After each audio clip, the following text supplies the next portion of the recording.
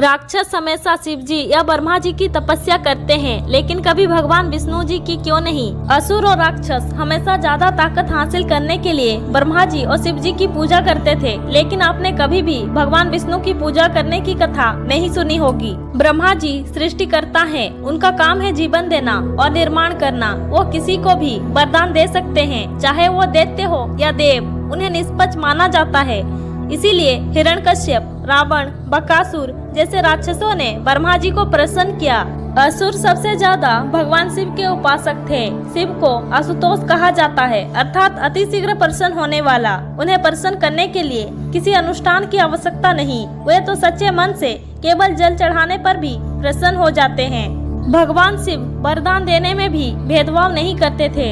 रावण, बकासुर, त्रिपुरासुर सभी ने भगवान शिव की तपस्या कर शक्तियां प्राप्त की, लेकिन भगवान विष्णु को राक्षस और असुर अपना दुश्मन मानते थे।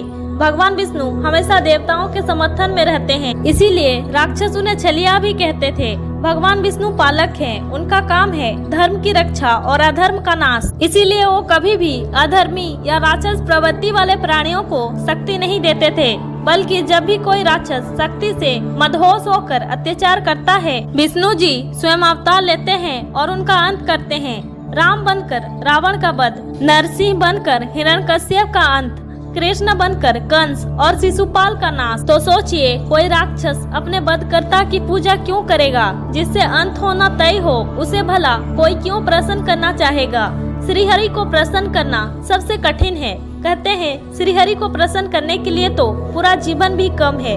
पहली बात तो असुर कभी इतनी लंबी प्रतीक्षा नहीं कर सकते, क्योंकि वे स्वभाव से ही आतुर होते थे। दूसरे ये कि महादेव की भांति नारायण भाव प्रदान नहीं है, बल्कि भक्ति प्रदान है। कोई उनका कितना सच्चा भक्त है, ये तो उनके लिए महत्व रखता है। और जो कोई भी सच्चा भक्त होता है, वो वरदान में कोई ऐसी चीज नहीं मांगता जिससे उनके इष्ट को समस्या हो। इसीलिए हमने देखा है कि श्री हरि के सच्चे भक्त केवल उनसे भक्ति की मांग करते हैं, किंतु भक्ति एक ऐसी चीज है जो असुरों में तो दुर्लभ ही है। सबसे बड़ी बात यह है कि भगवान विष्णु भौतिक वस्तुओं को प्रदान करने में संकोची हैं। यही कारण है कि उनके भक्त उनसे अटल भक्ति का मोक्ष वरदान चाहते हैं, किंतु असुरों को तो भौतिक वस्तुओं जैसे धन, राज्य, ऐश्वर्य, सुरा, सुंदरी, शक्ति इत्यादि के अतिरिक्त कुछ और सूझता ही नहीं, जो उन्हें श्री हरि के पास मिलने वाला नहीं। फिर भला वे उनकी तपस्या क्यों करेंगे?